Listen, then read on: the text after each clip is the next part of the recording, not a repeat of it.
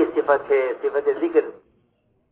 اللہ کے دھیان سے صبح شام اللہ کا ذکر کرنا. اصل ذکر اللہ کا دھیان ہے. ایسا مانتے تھے ذکر باوضو کیا کرو اور تنہائی میں کیا کرو. اللہ کے غیر سے کٹ کر اللہ کو یاد کرنا چاہیے. ہمارے ایسا فرماتے تھے اللہ کے دھیان کے بغیر ذکر کرنا سستی پیدا کرتا ہے. ہمارا ذکر اندر کی غفلت کو توڑنے کے لیے ہے. اس لیے اللہ کے ذکر کا خوب اہتمام کرو. جس میں سب سے افضل عمل افضل ذکر وہ قرآن کی تلاوت ہے. قرآن کی تلاوت میں بڑی غفلت ہے, بڑی سستی ہے. امام رضی اللہ عنہ فرمایا کرتے تھے کہ اگر تمہارے دل پاک ہوتے تو قرآن کی تلاوت سے تمہارا دل نہ بھرتا, تمہارا پیٹ نہ بھرتا. اگر تمہارے دل پاک ہوتے تو قرآن کی تلاوت سے تمہارا پیٹ نہ بھرتا. میرے دوستو عزیزو, ہم قرآن کی تلاوت کا اہتمام کریں. یہ اللہ کی ذات سے نکلا ہوا کلام ہے. اس کلام کو سارے اذکار اور سارے کلمات پر اس طرح فوقیت ہے جس طرح اللہ کی ذات کو ساری مخلوق پر فوقیت ہے. جس طرح اللہ کی ذات کو ساری مخلوق پر فوقیت ہے اس طرح اللہ کے کلام کو تمام کلاموں پر فوقیت ہے. اس لیے بہت اہتمام کریں. قرآن کی تلاوت کا سب سے بہترین وقت ہے صبح ساجد سے پہلے. ہماری ایسا فرماتے تھے کہ میں نے سارے اوراد وظائف کر کے دیکھے, لیکن اتنا تیز رفتاری سے اللہ کا قرب صبح ساجد سے پہلے قرآن کو دیکھ کر پڑھنے میں محسوس کیا, اتنا کسی عمل میں اور کسی وظیفے میں محسوس نہیں کیا.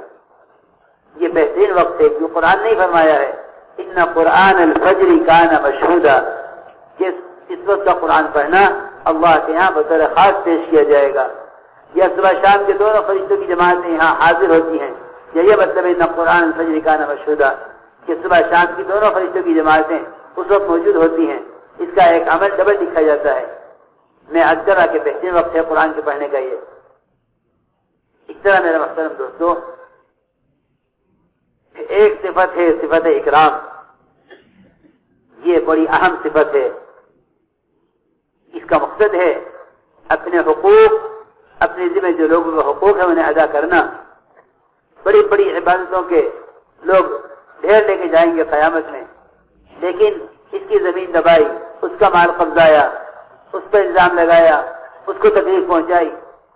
یہ جو ڈھیر لے کے جائیں گے اعمال کے پہاڑوں کی طرح حق والے آئیں گے, اس عابد سے اپنے حق کا مطالبہ کریں گے. وہ سارے حقوق جو لوگوں کے اس کے ذمے ہیں, اس عابد کے ذمے ہیں, وہ تمام حقوق ادا کیے جائیں گے اس کی نیکیوں سے. نیکیاں ختم ہو جائیں گے, حقوق باقی رہ جائیں گے. پھر حق والے حق کا مطالبہ کریں گے, اللہ تعالی حق والے کو گناہ ڈالیں گے اس عابد پر اور پھر اسے جہنم میں ڈال دیا جائے گا. حقوق کا معاملہ بڑا سخت ہے. میرے دوستو عزیزو, اپنے حقوق کو اپنے ذمہ حقوق کو ادا کرنا, دوسرے کا حق کو معاف کرنا, ہمیں اللہ کے راستے میں نکل کر اس کی مشق کرنی ہے خدمت کے ذریعے. اکرام کی حقیقت کیا ہے؟ اکرام کی حقیقت ہے ہر شخص کو اس کے مقام پر رکھنا. انزل الناس منازلهم, یہ حدیث سے فرمایا ہے کہ یہی اکرام کی حقیقت ہے. انزل الناس منازلهم, کہ ہر شخص کو اس کے مقام پر رکھو.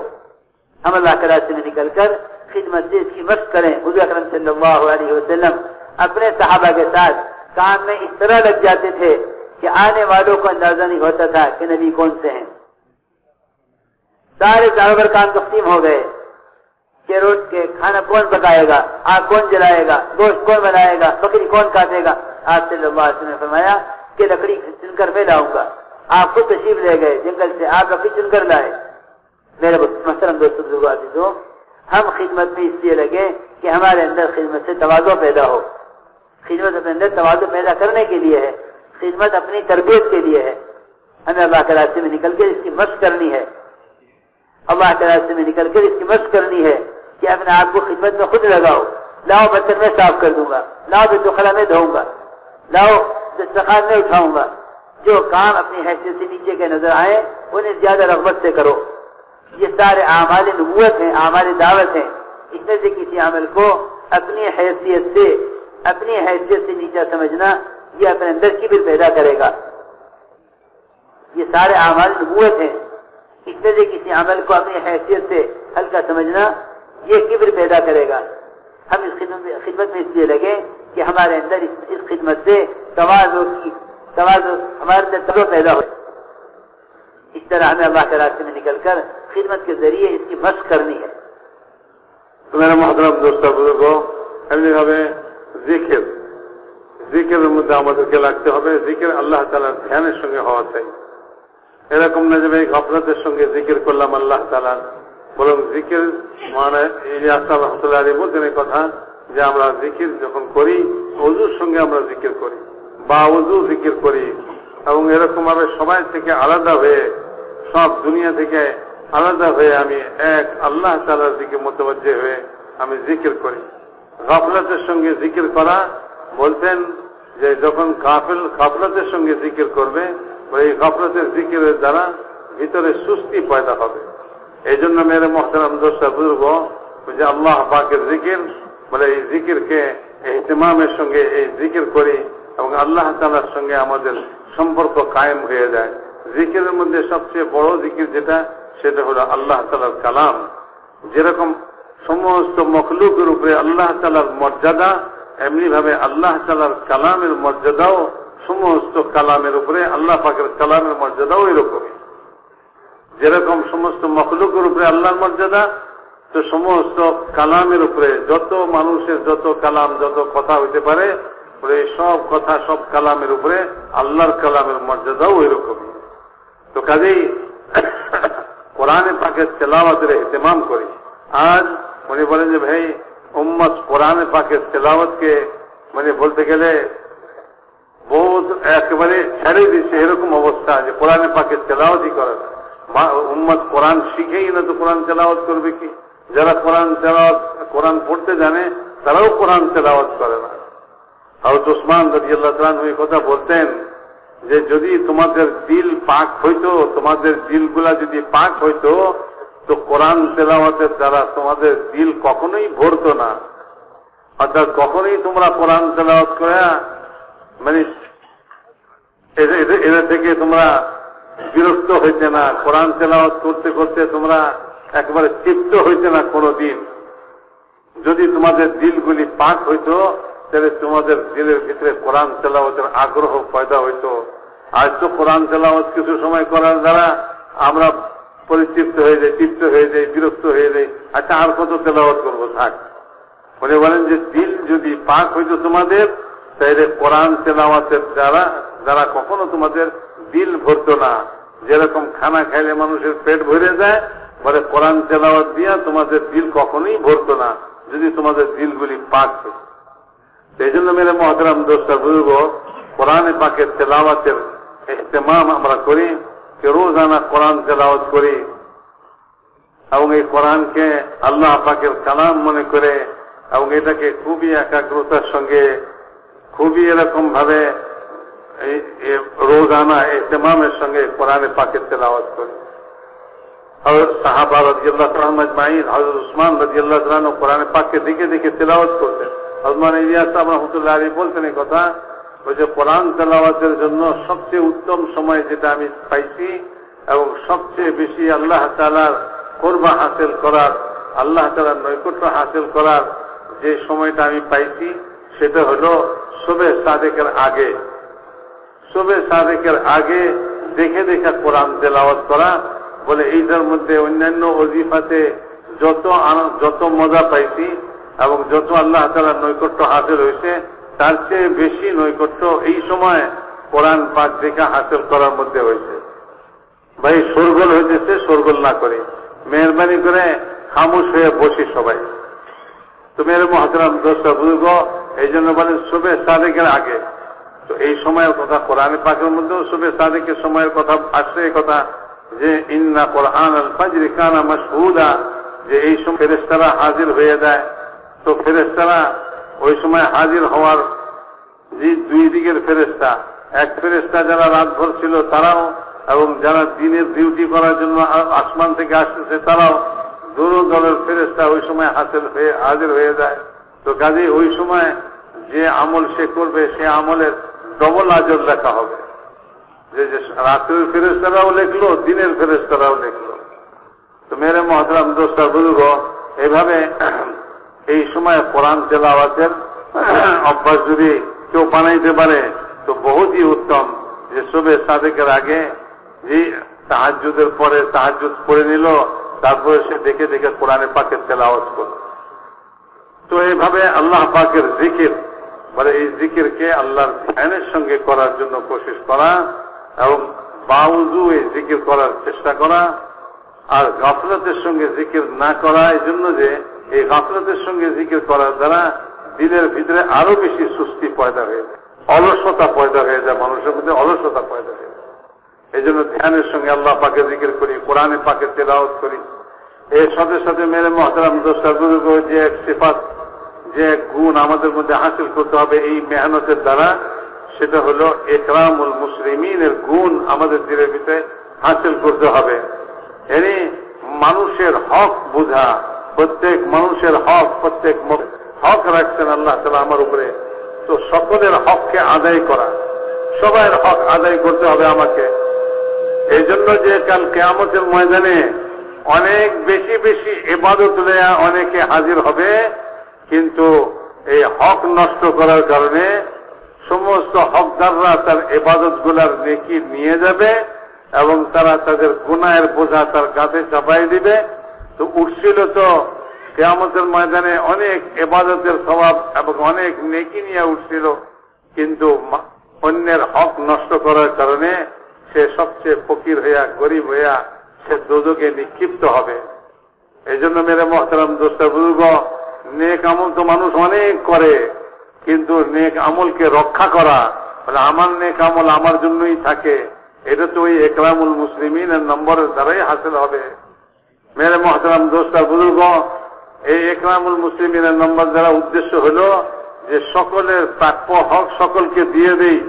কাল কিয়ামতের ময়দানে কোন দাবিদার যেন আমার বিপক্ষে খাড়া না হয় যে আল্লাহ আমি তার কাছে এই পাওনা আছি, তো তখন সেখানে কোনো টাকা পয়সা থাকবে না, সেখানে তো নেকি দ্বারা ওই পাওনা পরিশোধ করা হবে। যা সে নেক আমল করে গেছিল দুনিয়া থেকে, অনেক নেক আমল করছে, এই সমস্ত নেক আমল ওই সমস্ত হকদাররা, ওই সমস্ত দাবিদাররা সব নিয়ে যাবে, সে একবারে ফকির কাল্লাস হয়ে যাবে। এই জন্য মেরে মহতারাম দোস্তা বুজুর্গ, ইকরামুল মুসলিমিনের দ্বারা যে মানুষের হক আদায় করার এক মস্ক করা, বলে যে এটার মধ্যে আমরা খেদমত করি, জমাতের মধ্যে খেদমত করি, এই খেদমত করার দ্বারা আমার ভিতরে বিনয় পয়দা হবে, এই খেদমত করার দ্বারা আমার ভিতরে তাওয়াজু পয়দা হবে।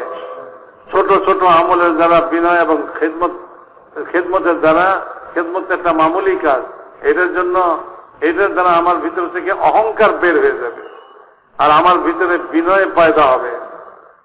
হুজুর আকরাম সাল্লাল্লাহু আলাইহি ওয়াসাল্লাম সফরে সাহাবাদের সঙ্গে এখন বলে যে খেদমতের সময় আসলে ভাই খানা পাকাইতে হবে, তো বকরি কে কাটবে? সাহাবারা বললেন যে, সাহাবাদের মধ্যে কেউ বললেন আমি কাটবো। গোশত কে বানাবে? বলে আমি বানাবো। আবার যে আটা কে গুলবে? বলে আমি গুলবো। রুটি কে বানাবে? বলে আমি বানাবো। তো সবাই এক একটা কাজ নিয়ে নিল। রাসূলুল্লাহ সাল্লাল্লাহু আলাইহি ওয়াসাল্লাম নিজের জন্য কি কাজ নিলেন? বলে জঙ্গল থেকে লাকড়ি টোকায়া আনা, এটা আমি করব। তো জঙ্গল থেকে লাকড়ি টোকায়া আনা, এটা তো কত নিচু কাজ, এই কাজটা রাসূলুল্লাহ সাল্লাল্লাহু আলাইহি ওয়াসাল্লাম নিজের নিলেন। এই জন্য মেরে মহতারাম দোস্তা বুজুর্গ, আল্লাহর রাস্তার কোন আমলকে নিজের মর্যাদার চেয়ে ছোট মনে করা চাই না। অনেক সময় আমি মনে করি এই কাজটা তো আমার মর্যাদা হিসাবে খাটলো না, আমার মর্যাদা তো অনেক উঁচা মর্যাদার লোক, আমি ছোট কাজ করব। তো বলে যে আল্লাহর রাস্তার কোন আমলকে নিজের মর্যাদার চেয়ে খাটো মনে করা চাই না, নিজের মর্যাদার চেয়ে ছোট মনে করা চাই না। আল্লাহর রাস্তার প্রত্যেকটা আমল চাই, ওটা যত মামুলি, যত ছোট আমলই হোক না কেন, আমার মর্যাদার চেয়ে অনেক বড় আমল। খেদমতের আমল, এটা আমার মর্যাদার চেয়ে অনেক বড় আমল।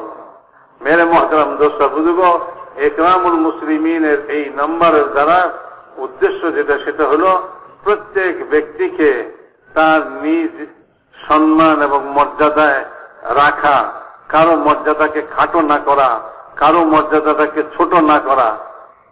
তো মেরে মহতারাম দোস্তা বুজুর্গ, আমার কোন ব্যবহারের দ্বারা, আমার কোনো কথার দ্বারা কারো মর্যাদা ক্ষুণ্ণ না হয়, প্রত্যেককে আপন আপন মর্যাদায় রাখা, ভাই বসতে দিতে হবে, তো বসার জায়গার মধ্যে আমি এই কথা চিন্তা করি যে ভাই উনি মর্যাদাবান লোক, তো উনি ভালো জায়গাটার মধ্যে বসেন। এরকম না যে ভাই যে উনি তো মর্যাদাবান লোক, ওনার জন্য এমন জায়গাটা রাখলাম যেখানে আমি বসতে ঘৃণা করতেছি, আমি বসতে অপছন্দ করতেছি। মেরে মহতারাম দোস্ত, প্রত্যেককে আপন আপন মর্যাদা হিসাবে তার সঙ্গে ব্যবহার করা, আপন আপন মর্যাদা হিসাবে তার সঙ্গে আচরণ করা ইকরামুল মুসলিমিনের উদ্দেশ্য। যার যা মর্যাদা আছে, মানে এই কথা নয় যে ভাই খুব মালদার লোক, খুব মর্যাদাবান লোক, না, প্রত্যেক মানুষের একটা মর্যাদা আছে, প্রত্যেক মানুষের একটা মর্যাদা আছে। একজন গরিবেরও একটা মর্যাদা আছে, একজন ধনীরও একটা মর্যাদা আছে। এরকম প্রত্যেক মানুষেরই মর্যাদা আছে, আত্মমর্যাদা বোধ প্রত্যেকের ভিতরেই আছে। মাল দিয়া কেউ মর্যাদাবান হয়ে যায়, কেউ এরকম ভালো পোশাক দিয়ে মর্যাদাবান হয়ে গেছে এরকম কথা নয়। কথা হলো যে প্রত্যেক মানুষের অন্তরে তার মর্যাদা বোধ আছে একটা। তো কাজেই প্রত্যেকের সঙ্গে তার মর্যাদা অনুসারে তার সঙ্গে ব্যবহার করা ইকরামুল মুসলিমিনের নাম্বার যে বলে এইটার দ্বারা এইটাও একটা উদ্দেশ্য যে আমাদের ভিতরে এই সিফাত আর এই গুণ পয়দা হয় যে আমি প্রত্যেক মর্যাদাবান লোককে তার মর্যাদা হিসাবে তার সঙ্গে আচরণ করি, তার মর্যাদা হিসাবে তার সঙ্গে ব্যবহার করি। তো মেরে মহতারাম দোস্ত বুজুর্গ, ইকরামুল মুসলিমিনের নাম্বারের দ্বারা উদ্দেশ্য হলো যে নিজের ভিতর থেকে অহংকার বের হয়ে যায় এবং নিজের ভিতরে বিনয় পয়দা হয়। এই জন্য ছোট ছোট আমল, যে সমস্ত আমল আর কেউ নিতে চায় না, তো বলে ওই সমস্ত আমলগুলো আমি নেই, খেদমতের আমল আমি নিয়ে নেই, যাতে আমার ভিতর থেকে অহংকার বের হয়ে যায় এবং আমার ভিতরে বিনয় পয়দা হয়ে যায়। সেই জন্য মেরে মহতারাম দোস্ত বুজুর্গ, আমাদের এই মেহনতের মধ্যে একটা গুণ আমাকে ইকরামুল মুসলিমিনের गुण हासिल करता है।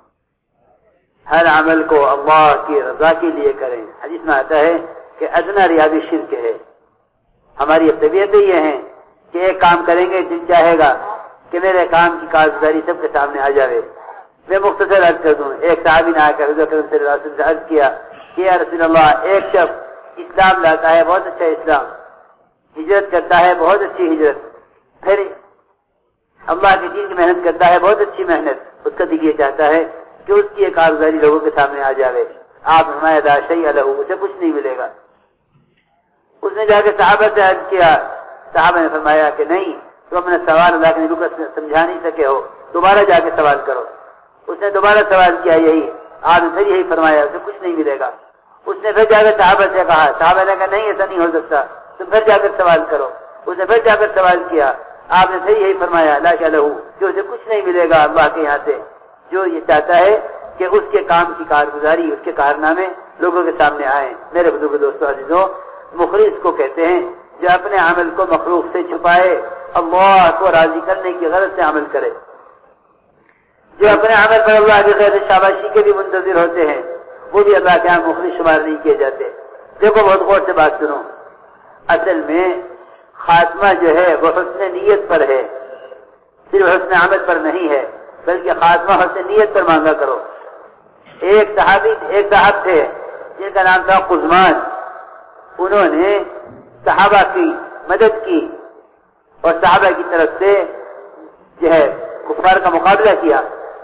इस मुकाबले में उन्होंने 8 मुशरिकीन तनहा कत्ल किए। नाम उनका कुज़मान था।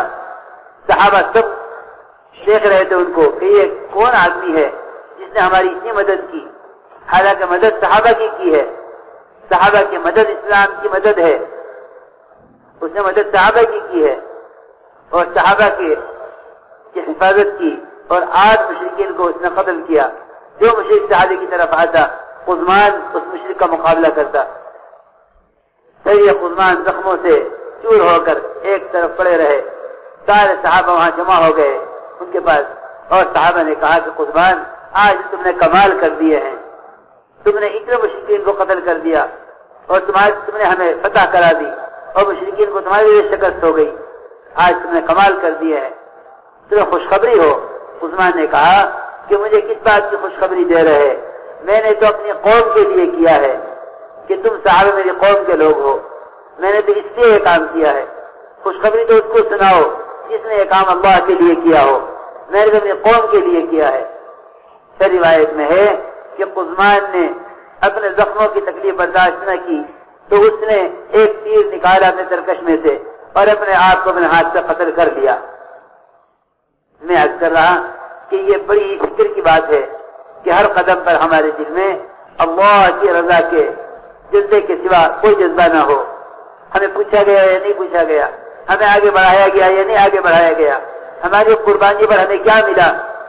मेरे बुजुर्ग दोस्तों अजीजों, मुखलिसीन तो गुजर गए। उमर रज़ी अल्लाह तआला फरमाते थे, काश अपने घर वालों का दुम्बा होता जिसको वो ज़िबा करके घर वालों को अपने मेहमान को खिला देते।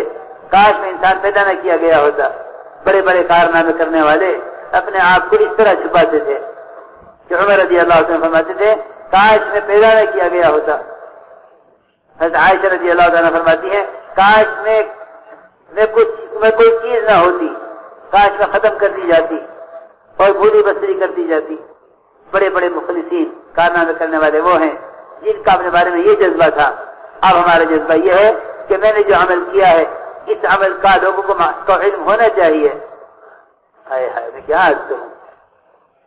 हमारा जज्बा ये है अगर कोई कार्य खैर करे तो अखबार में नाम आना चाहिए, रुदाल में नाम छपना चाहिए।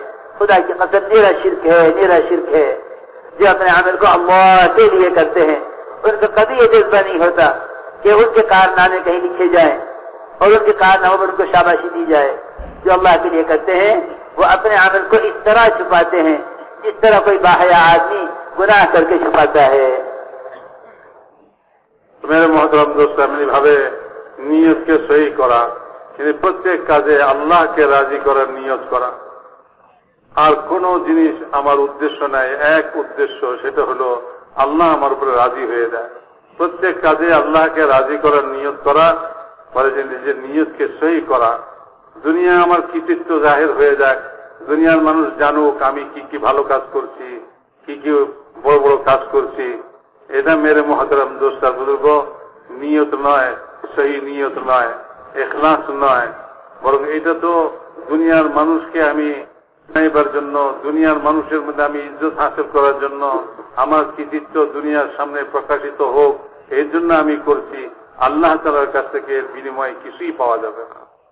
মেরে মোহতরম দোস্ত আর বুজুর্গ, একজন সাহাবী রাসূলুল্লাহ সাল্লাল্লাহু আলাইহি ওয়াসাল্লামের খেদমতে হাজির হয়ে জিজ্ঞাসা করতেছেন, ইয়া রাসূলুল্লাহ, একজন লোক ঈমান আনছে এবং সে খুব ভালো মুসলমান এবং তারপরে সে হিজরত করছে এবং হিজরতও সে খুব সুন্দরভাবে উত্তম ভাবে হিজরত করছে এবং এরকম ভাবে সে আল্লাহর রাস্তায় জিহাদ করছে আর জিহাদও সে উত্তম ভাবে করছে, কিন্তু সে এটা চায় যে লোকেরা তার প্রশংসা করুক এবং তার এই সমস্ত কৃতিত্ব লোকেরা জানুক এবং লোকেরা যে তাকে বাহবা দেখ, কত সাবাসী দেখ। হুজুর তার জন্য কি হবে, সে কি পাবে আল্লাহর কাছ থেকে? রাসূলুল্লাহ সাল্লাল্লাহু আলাইহি ওয়াসাল্লাম বললেন যে তার জন্য আল্লাহর কাছ থেকে কিছুই নেই। তো উনি আয়েশা বাইরে সাহাবাদেরকে হাদিস শোনাইলেন। তো সাহাবারা বললেন যে তুমি হয়তো বুঝতে পারো নাই, হুজুরের কথা তুমি বুঝতে পারো নাই, আবার যাও জিজ্ঞেস করে আসো। তো সে আবার যে ওই কথা জিজ্ঞেস করলো, ওইভাবে বলল। রাসূলুল্লাহ সাল্লাল্লাহু আলাইহি ওয়াসাল্লাম বললেন তার জন্য আল্লাহ তাআলার কাছ থেকে কিছুই নেই। তো সে আবার বাইরে এসে সাহাবাদেরকে শোনাইলো। সাহাবারা বলল, আরে তুমি ভুল শুনছো মনে হয়, তুমি বোধহয় বুঝতে পারো নাই, তুমি যাও আবার জিজ্ঞেস করে আসো। একজন লোক মুসলমান হয়েছে, ভালো মুসলমান, একজন লোক হিজরত করছে, কত বড় উঁচা আমল করছে, তারপরে আল্লাহর রাস্তায় জিহাদ করছে, তো তার মধ্যে এরকম উঁচা এসব ভালো ভালো কাজ করছে। তো শুধু সে এইটুকু চায় যে লোকেরা জানুক যে সে হিজরত করছে, সে জিহাদ করছে এবং সে ভালো ভালো আমল করছে এবং এর উপরে লোকেরা তার প্রশংসা করুক অথবা তার কৃতিত্ব লোকেরা জানুক। এগুলি মানে এটার কারণে সে কিছুই পাবে না। তুমি বোধহয় বুঝতে পারো না, যাও আবার জিজ্ঞেস করে। আবার যখন জিজ্ঞেস করতে গেছে তো রাসূলুল্লাহ সাল্লাল্লাহু আলাইহি ওয়াসাল্লাম আবার ওই একই উত্তর দিয়েছেন যে আল্লাহ তাআলার কাছে তার জন্য কিছুই নেই। তো মেরে মহতরম দোস্ত আর বুজুর্গ, বলে যে এত উঁচা উঁচা আমল মানুষ করে, তো এই সমস্ত আমলের মধ্যে যখন সে তার নিয়তকে খারাপ করে, আল্লাহকে রাজি করা ছাড়া সে দুনিয়ার মানুষের কাছ থেকে প্রশংসা চায়, দুনিয়ার খবরের কাগজে তার খবর ছড়ায় যাক সে এরকম একটা বড় কাজ করছে, অথবা দুনিয়ার মানুষে জেনে যাক এবং এরকম ভাবে সে যখন দুনিয়ার মানুষ জানুক এবং তার প্রশংসা করুক, এই কথাটাকে সে চায় তো বলে যে এই আমলের দ্বারা সে যত বড় আমলই করুক আল্লাহ তাআলার কাছ থেকে কিছুই সে পাবে না। এই জন্য প্রত্যেক আমলকে আমাকে আল্লাহকে রাজি করার জন্য করতে হবে। মানে নেক আমলকে তো নেক লোকেরা যাদের নিয়ত সহি, যাদের ভিতরে ইখলাস আছে, তারা তো তাদের নেক আমলগুলিকে গোপন করে যাতে মানুষে জানতে না পারে সে এটা শুধু আল্লাহর জন্যই করছে, এই জন্য সে ওটাকে গোপন করে। বলে যেরকম মানুষ গুনাহ করে গুনাহকে গোপন করে, বলে নেক লোকেরা নেক আমল করে তাদের নেক আমলকে এরকম গোপন করে। গুনাহকে মানুষ গুনাহ করে প্রত্যেকেই চায় যে আমার দ্বারা কোনো গুনাহ হয়ে গেলে এটা কেউ না জানুক। বলে ঠিক এরকম ভাবে নেক লোকেরা তাদের ইখলাসওয়ালা লোকেরা যাদের ভিতরে নিয়ত সহি আল্লাহকে রাজি করার জন্য তারা তাদের নেক আমলগুলিকে এরকম ভাবে গোপন করে। এই জন্য মেরে মুহতারাম দোস্ত বুজুর্গ, সাহাবা রাদিয়াল্লাহু তাআলা আনহুম আজমাইন তাদের জমানায় যে ইখলাসের হালত ছিল, যে জিনিস ছিল সাহাবাদের, বলে যে সেই জমানায় এরকমও ঘটনা ঘটছে যে ঘটনার দ্বারা এই কথা পরিষ্কার হয়ে গেছে। বলে ইখলাস কি জিনিস, কোন জিনিসের উপরে কোন আমলের উপরে আল্লাহ তাআলার কাছ থেকে আজর ও সওয়াব পাওয়া যাবে। উসমান নামে একজন লোক ছিল, সে জিহাদের ময়দানে খুব লড়াই করলো, 8 জন মুশরিককে সে একাই কতল করলো। সাহাবা রাদিয়াল্লাহু তাআলা আজমাইন তার বাহাদুরি দেখতেছিলেন যে সে জিহাদের ময়দানে কিরকম বাহাদুরির সঙ্গে সে দুশমনের মোকাবেলা করতেছে, মুশরিকদেরকে কতল করতেছে। তবে করতে এক সময় সে খুব আহত হয়ে পড়ে গেল। সাহাবারা জমা হয়ে গেলেন তার চারপাশে এবং সাহাবারা তাকে বলতে লাগলেন যে হে উসমান, আজ তো তুমি বড় বাহাদুরি দেখাইলা যে সবার পক্ষ থেকে তুমি একাই এরকম লড়াই করলা, তুমি আজকে তোমার জন্য সুসংবাদ হোক, খুশখবরই হোক। তো সে বলছে কিসের সুসংবাদ দিতেছ আমাকে? আমি তো ইসলামের জন্য কিছু করি নাই, আমি তো করছি আমার কওমের জন্য। তোমরা আমার কওমের লোক, আমার গোত্রের লোক, এই জন্য আমি তোমাদের পক্ষ হইয়া আজ এই লড়াইয়ের যুদ্ধ করছি। আমি তো কোনো ইসলামের খাতিরে কিছু করি নাই, ইসলাম দুনিয়াতে জিন্দা হয়ে যাক, আল্লাহর নাম দুনিয়াতে জিন্দা হয়ে যাক, এই জন্য আমি কিছু করি নাই। আমি তো আমার গোত্রের পক্ষ হয়ে আমি এই লড়াই করছি। বলে যে এরপরে কিছুক্ষণ পরে বলে তার জখম, তার সে যে আহত হয়েছে তার এই কষ্ট বেড়ে গেল। সে তার তীর দান থেকে একটা তীর বের করলো, আর ওই তীর দ্বারা সে আত্মহত্যা করলো। তো এর দ্বারা পরিষ্কার হয়ে গেল, বলে যে সে তো যা কিছু করছিল সব তার গোত্রের জন্যই করছিল, এই জন্য সে আত্মহত্যা করলো এখানে। তো মেরে মুহতারাম দোস্ত বুজুর্গ, বলে যে নিয়তকে সহি করা, প্রত্যেক আমলের মধ্যে নিজের নিয়তকে সহি করা। যখন আমি আমলের দ্বারা নিয়তকে সহি করব আল্লাহকে রাজি করার জন্য, তো আমি মানুষের কাছ থেকে কোনো প্রশংসা চাইব না যে মানুষ আমার প্রশংসা করুক এবং মানুষ আমার কৃতিত্ব জানুক। তো আমি চাইব না এই কথা যে আমার কথা কোনো পত্রিকায় লেখুক অথবা কোনো এরকম ভাবে দুনিয়াতে প্রচারিত হোক আর দুনিয়ার মানুষ জানুক যে আমি কত বড় কাজ করছি, আমি কত ভালো কাজ করছি আর আমি কত নেক কাজ করছি। বরং আমার ভিতরে যে ইখলাস হবে এটার আলামত হবে এই যে আমি তো আমার নেক আমলগুলা আমি গোপন করব যাতে মানুষ জানতেই না পারে, আর আমার দিলের ভিতরে এই কথার আকাঙ্ক্ষাই পয়দা না হয় যে মানুষ জেনে আমার প্রশংসা করুক, মানুষ আমার কৃতিত্ব দেখুক। তো মেরে মুহতারাম দোস্ত বুজুর্গ, বলে যে এইরকম হার আমলের মধ্যে ইখলাস পয়দা করা, নিয়তকে সহি করা, একমাত্র আল্লাহকে রাজি করার নিয়ত করা। তো মেরে মুহতারাম দোস্ত বুজুর্গ, সাহাবা রাদিয়াল্লাহু তাআলা আনহুম আজমাইন বলে যে ওনাদের ভিতরে কি পরিমাণ ইখলাস ছিল যে এত বড় বড় কাজ করছেন। হযরত ওমর রাদিয়াল্লাহু তাআলা আনহুর মতন এরকম বড় বড় কাজ করনেওয়ালা সাহাবাদের মধ্যে আর কে আছে? হযরত ওমর রাদিয়াল্লাহু তাআলা আনহু তার কত বাহাদুরি এবং ইসলামের জন্য কত খেদমত এবং ইসলামের জন্য কত বড় বড় কাজ তিনি করছেন, কিন্তু তার ভিতরের অবস্থা কি ছিল? উনি এই কথা বলতেন যে হায়, আমি যদি একটা আমার পরিবারের দুম্বা আর ছাগল হইতাম, আমি আমার পরিবারের একটা দুম্বা অথবা ছাগল হইতাম, আমাকে তারা জবাই করে খেয়ে ফেলতো। ভাই মেহরবানি করে বসেন, ও ভাই বসেন বসেন, তসিফ ভাই ভাই বসেন বসেন। সব জায়গায় যেখানে ভাই শোরগোল হইতেছে ওখানেও আমাদের খেতার সাথীরা আছেন, ভাই পুরানো সাথীরা আছেন, ভাইদেরকে একটু বসায় দেন এবং ভাইদেরকে একটু খামোশ করায় দেন। আর আপনারাও বসেন, আপনারাও বসেন, মেহরবানি করে বসেন বসেন। ভাই যে কাজের জন্য আসছি সে কাজে মশগুল হই। আমরা এদিকে দেখি, এদিকে কথাবার্তার মধ্যে মোতাবেজ্জে হই। দুনিয়া অল্প সময়ের জন্য, মৌত নিশ্চিত, মৌতের পরে কি হবে, আখেরাত কি হবে, এই জন্য আমাদেরকে এখানে আসা। কাজে এদিকে মোতাবেজ্জে হন, এদিকে দেখি।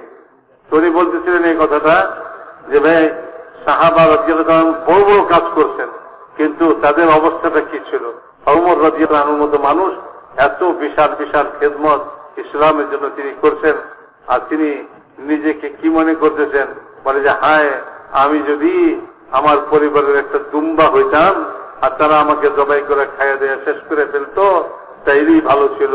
কখনো বলতেছেন আমার মা যদি আমাকে জন্মই না দিত। হযরত আয়েশা রাদিয়াল্লাহু তাআলা আনহা তিনি বলতেছেন এই কথা যে হায় আমার যদি জন্মই না হইত। অথচ তারা ইসলামের মধ্যে বড় বড় কাজ করছেন, আর কত এরকম উঁচা উঁচা কাজ করছেন, ইসলামের খেদমত করছেন। মেরে মোহতারাম দোস্ত বুজুর্গ, যখন কেউ মুখলিস হয়, অর্থাৎ নিয়ত তার খালেস, আল্লাহকে রাজি করার জন্য সে করে, তো তার অবস্থা এরকমই হয়। সে তার নেক আমলগুলিকে গোপন করে এবং সে তার নেক আমলগুলিকে এরকম ছুপায় যেরকম একজন গুনাহ করে সে তার গুনাহকে ছুপায়।